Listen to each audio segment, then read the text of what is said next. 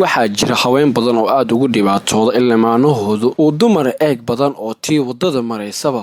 aanu aragiisa ka leexin waana sababta ugu badan khilaafka dhisa guryo badanna burburiya marka ay lamaanuhu ay fasax wada aadaan oo meelo ay dadka isugu yimaadaan ay u dalxiistagaan waxaa dhacda marka la soo laabto in dagaal iyo faruuryo qaniinsi badan uu dhaco haddaba si dhibaatada aad uga fogaato wax mushkiladaha aadan u dareemin naftaada oo aadan u dhibaatay raac talooyinka uu kuu soo jeedinayo website-ka Family Share qodobka koowaad Haaron haddii aad ku aragto in dumar kala eegayo isku day inaad isdejiso mar walba isku day inaad dareenkaaga xakamayso si aadan uga fadeexoobin dad kale hortooda haddii aad carooto dhibaato